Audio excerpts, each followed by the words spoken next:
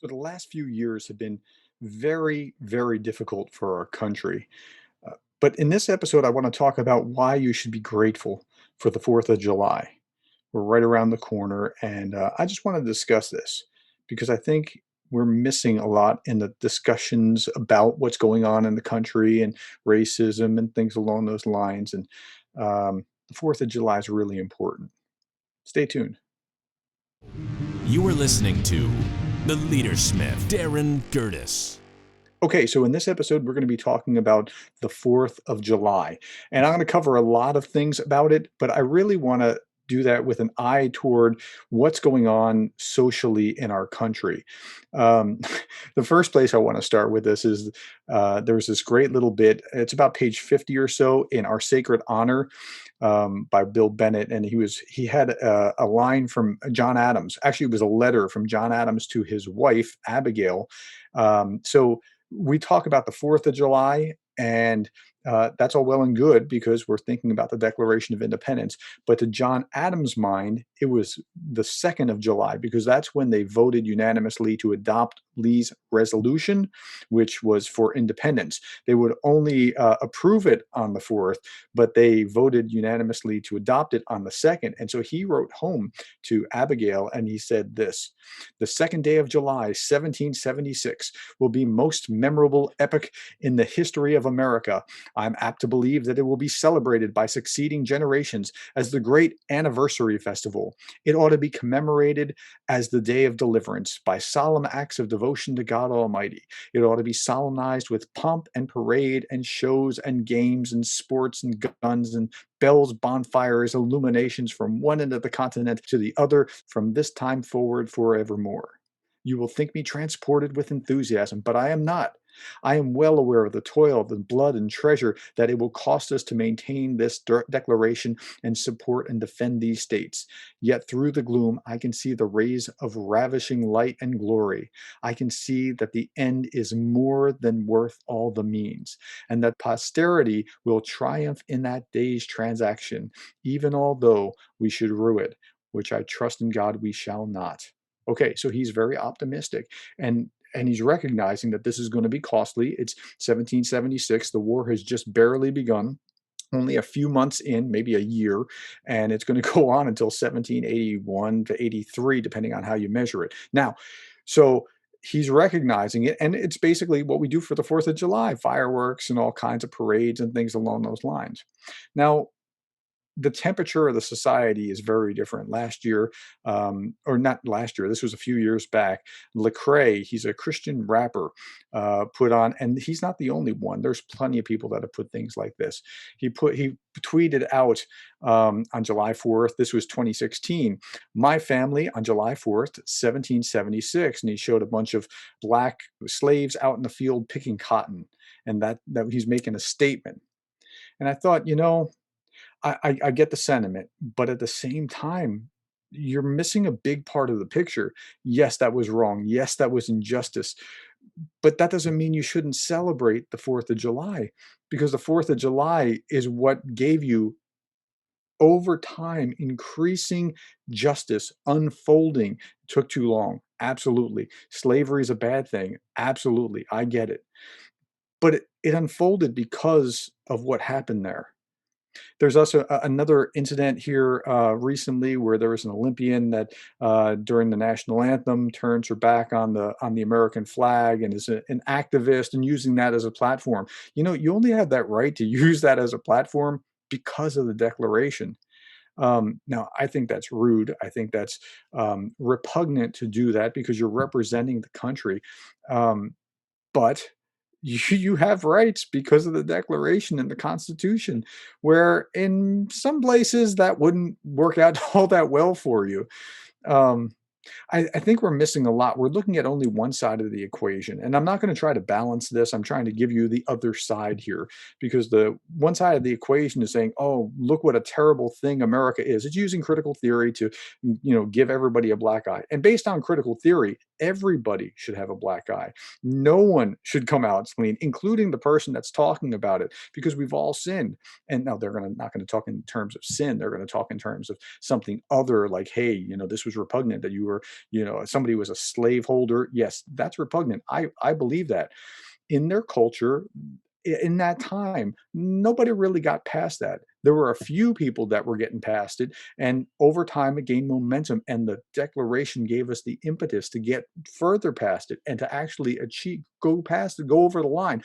But judging people by today's standards is kind of a tricky thing, because we're going to be judged in 100, 200, however many 100 years, by what we're doing right now, and the immorality that pervades, the injustice that goes on. And I don't just mean social justice kind of issues. I mean, we might be looking back at some of the things that we accept as normal now and be like, whatever was going on in the 21st century, those people were nuts. Like, how could they actually believe that, right? So I'll leave that to your imagination, but be very careful with that.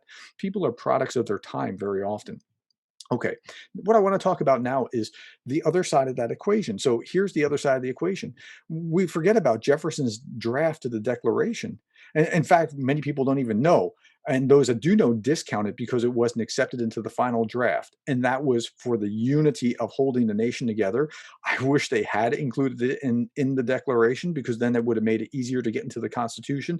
But okay, so Jefferson's draft initially include this kind of language. He's talking about things that King George the third had done wrong, or he's actually just using this as and the king's done this, and the king's done that, and the king's done these things. These are the grievances that he's listing. And he said this: he has waged cruel war against human nature itself, violating its most sacred rights of life and liberty in the persons of a distant people who never offended him, captivating and carrying them into slavery in another hemisphere, or to incur miserable death in their transportation thither. Whoa, what did he just say? He's accusing the king of doing this thing, of shackling us with this, as opposed to a 1619 view, which is like, hey, let's just get all the slaves that we can. No, no, no. He's putting this, Jefferson's putting this at the feet of the king. And then a little bit later on, he said, exciting those very people to rise in arms against us and to purchase that liberty of which he has deprived them by murdering the people on whom he also obtruded them, thus paying off the former crimes committed against the liberties of one people with the crimes he urges them to commit against the lives of another. So the king's like, fomenting insurrection among these slaves as well. And so he's charging them with that as well, and saying, hey, wait, you already did this to this one innocent group, and now you're doing this to this other innocent group. Look, injustice to one person is wrong, so is injustice to other people. And so that's what's going on there. But that was omitted from the Declaration ultimately. But the sentiment was there. And we talk about, well, Jefferson was a slaveholder. Right. So was everybody else up to that time. There is nowhere in the world that slavery was outlawed yet. The first place that it comes is in Haiti, and I'll talk about that in a moment. So Jefferson, in the notes on Virginia, this is 1781. This is before slavery is outlawed. He's asking this question: can the liberties of a nation be thought secure when we have removed their only firm basis, a conviction in the minds of the people that these liberties are the gift of God, that they will not be violated without his wrath? Indeed, I tremble for my country when I reflect that God is just, that his justice cannot sleep forever. Now, what's he talking about? Well, he tells you in the very next paragraph. He says, commerce between master and slave is despotism. Slavery, that's what he's talking about. He said this: nothing is more certainly written in the book of fate than that these people are to be free. Wow. Like, Jefferson saw this coming, knew it was coming, and he goes on and talks about some things a little bit more. But wow, Jefferson, and he's agitating for it. He's working, he defended slaves in court. He is working on bills that just couldn't get any traction because of the times where they were. And again, slavery had never been outlawed anywhere. Washington freed his slaves upon his death and made provisions for them to be taken care of thereafter. And he lamented how, slavery, this isn't good. This is evil. We need to be doing something about it. It just, the time did not allow yet. Okay, now that sounds like excuse making, but look at this. Slavery was not outlawed anywhere. The first place that slavery was outlawed was in Haiti in 1804. I think that's because they had a violent revolt and threw out the French. I believe that's when that happened, but it was outlawed in 1804. You know what else happened in 1804? All the northern states in the United States had already outlawed slavery. Now, it wasn't outlawed nationally, but all the northern states had outlawed slavery. Like we talk about it like, well, the United States is just as racist as Nate. Why are they outlawing? In fact, some of the states had done it before Haiti. Some of the United States were the first place on earth to outlaw slavery. So we got to keep that in mind. The Constitution as an agreement trying to keep the Union together in 1787 to ratified in 1788 and in effect in 1789. The Constitution had this clause that you couldn't touch the issue of slavery until 1808. So 1804 is the first time that a nation has outlawed it. In 1808, what happens immediately in 1808? Yeah, the United States outlaws the importation of slaves. Now, that's not the same as outlawing slavery, but it's a step the right direction. Britain outlaws slavery in 1833, and that's after decades of Wilberforce's agitation. And he got importation stopped, and then he got slavery outlawed, and then he died like 4 days afterwards. I mean, he worked his entire life to do this. So I understand when Frederick Douglass, he has a very famous speech, The Meaning of the 4th of July for the Negro. And I'm going to read a little bit about it. But I understand when he is upset because slavery is still in effect, even though importation has been outlawed, we're not there yet. There's still slavery in the South.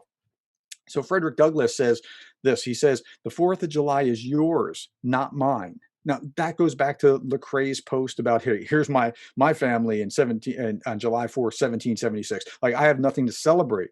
No, you have to see the rest of the picture. You have to widen the lens and see the rest of it. So this 4th of July, this 4th is yours, not mine. You may rejoice. I must mourn. To drag a man in fetters into the grand illuminated temple of liberty and call upon him to join you in joyous anthems were inhuman mockery and sacrilegious irony. Do you mean, citizens, to mock me by asking me to speak today? If so, there's a parallel to your conduct. And let me warn you that it is dangerous to copy the example of a nation whose crimes, towering up to heaven, were thrown down by the breath of the Almighty, burying that nation in irrevocable ruin. What did he say here? He said, like, are you mocking me? You're wanting me to celebrate liberty when I'm in chains? Slavery is still in effect. In fact, Garrison, William Lloyd Garrison, the author of the newspaper The Liberator, and an ardent anti-slavery advocate, he calls the Constitution a covenant with death and an agreement with hell because of the provisions that allowed slavery to stay in place. Okay, well, then we get to the Emancipation Proclamation during the war. Now we talk about the Civil War. The Civil War was basically fought over slavery. Now, I know Southerners will say, no, no, no, it's about states' rights. On what issue? It's on states' rights on the issues related to slavery.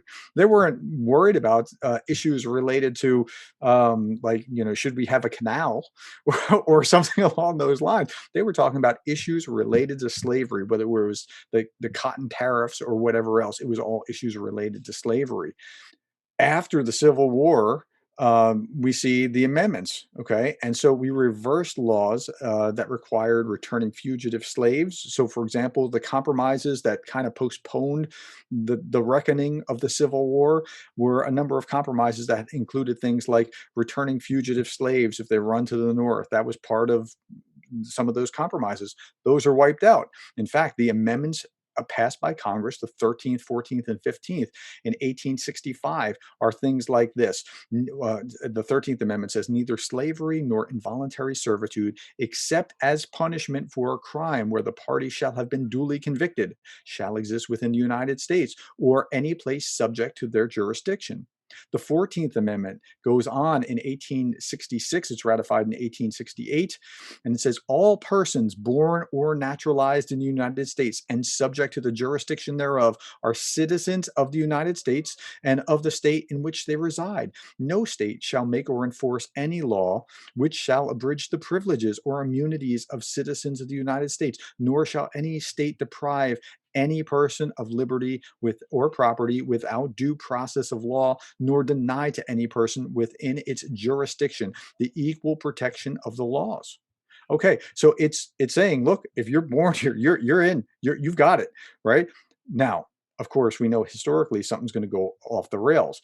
The 15th Amendment is going to say this: the rights of citizens of the United States to vote shall not be denied or abridged by the United States or on any account of race, color, or previous condition of servitude. So they're doing their best to shore this up. Okay, so this brings us to Jim Crow.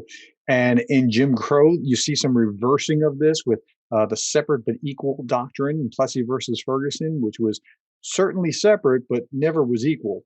And so while Congress is trying to do the right thing, there's a somewhat of a backlash in those places that had been under Reconstruction. And as soon as they had the ability to get up off the mat, they get up off the mat and they start trying to go back that direction. Okay. Then we get to a civil rights movement that is a legitimate reaction to Jim Crow. And that civil rights movement, Martin Luther King's I Have a Dream speech, he harkens back to the Declaration. This is why, again, the 4th of July is so important. Okay. He calls back to the Declaration. Here, I'm going to quote: in a sense, we have come to our nation's capital to cash a check. When the architects of our great republic wrote the magnificent words of the Constitution and the Declaration of Independence. But stop there. Notice how he's talking about this in glowing terms, not in you guys are terrible, evil, whatever, but he's talking about, hey, look, this was a good thing. Okay. When they wrote these words of the Constitution and the Declaration of Independence, they were signing a promissory note to which every American was to fall heir. Now, notice what just happened here. The Declaration is the seed for overturning the evils that were there in slavery before it had ever been turned over, decades before any nation had ever overturned slavery and legally outlawed it. The seeds of the destruction of slavery in the United States were there. Now, did we mean all men are created equal to mean slaves? No. But later on, when you look at that and the troubling consciences of people in that generation that are realizing, hey, we're fighting for this.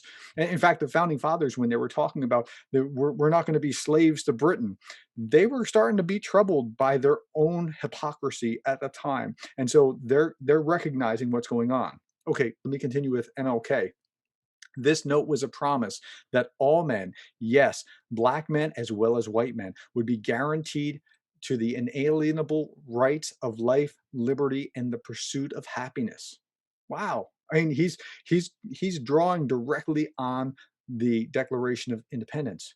It is obvious today that America has defaulted on this promissory note insofar as her citizens of color are concerned. Instead of honoring this sacred obligation, America has given its colored people a bad check, a check that has come back marked insufficient funds.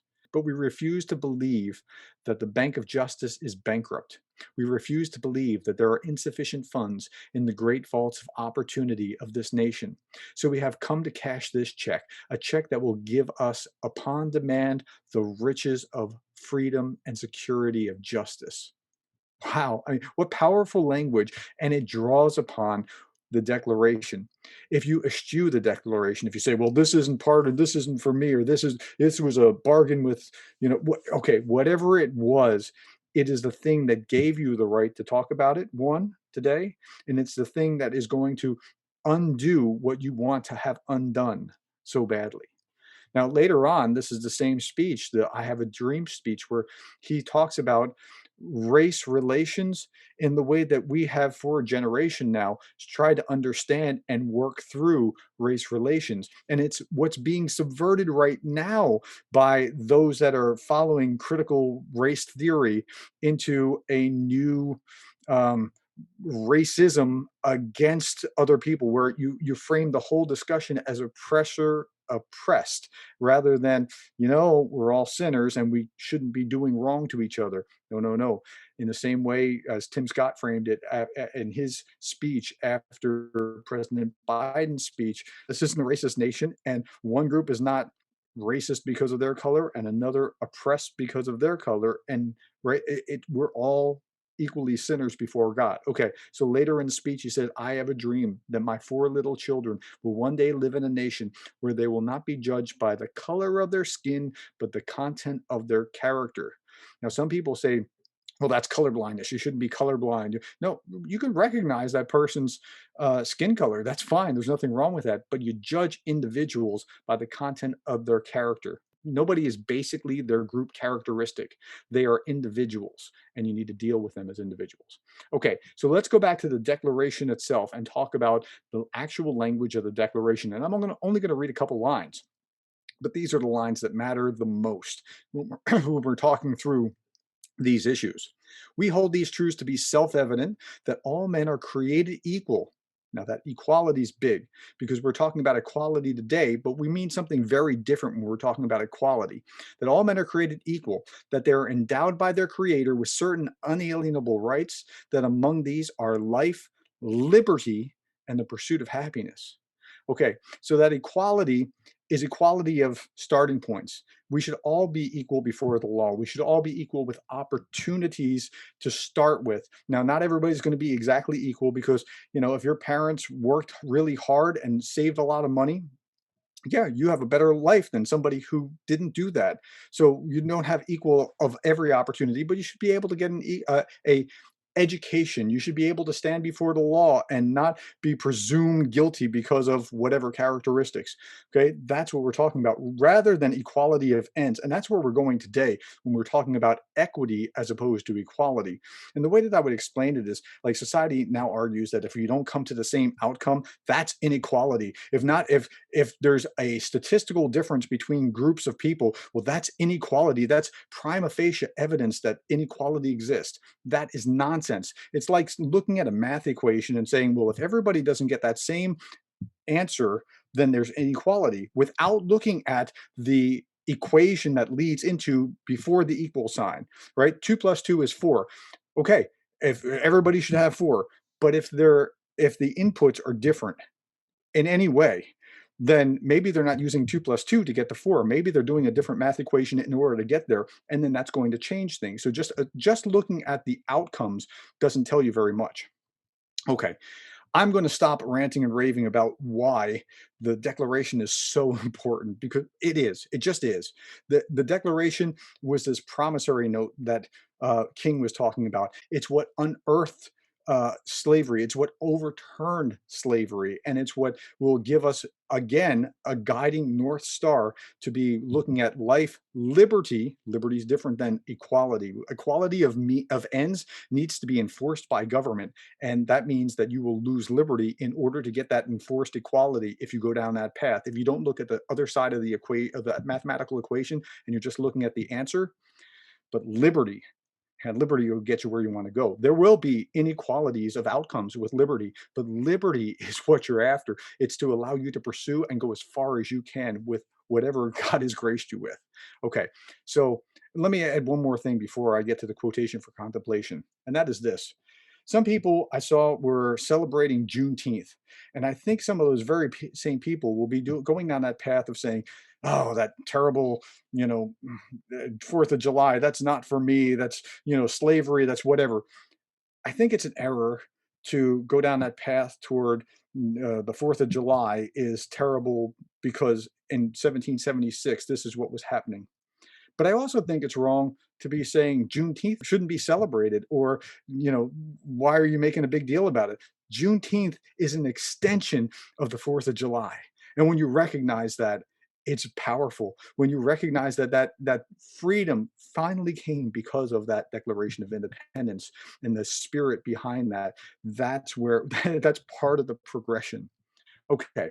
At any rate, let me move on to the quotation for contemplation for today, and it's this. The quote is this. It is from Marshal Goldsmith, who is a world-class organizational coach. He's a professor, I believe, at University of Southern California or UCLA. I don't remember which he was at. But he said this about leadership. Leadership is, and this is what the Declaration did, leadership is providing inspiration and vision, and then developing and empowering others to achieve this vision. Man, and how perfectly directed is that at what the Declaration has done? I'm so grateful that the founding fathers had the wisdom that they had to put the words in place that they did. I wish they would have gone a little bit further, but they did such a great job. They gave us a huge, ample ability to be free and to enjoy that freedom. And I hope that we can hang on to it. Hey, thank you so much for your time listening to this program. If you liked it, please pass it along, drop me a note, tell me what you think. And I would really appreciate hearing from you. Take care.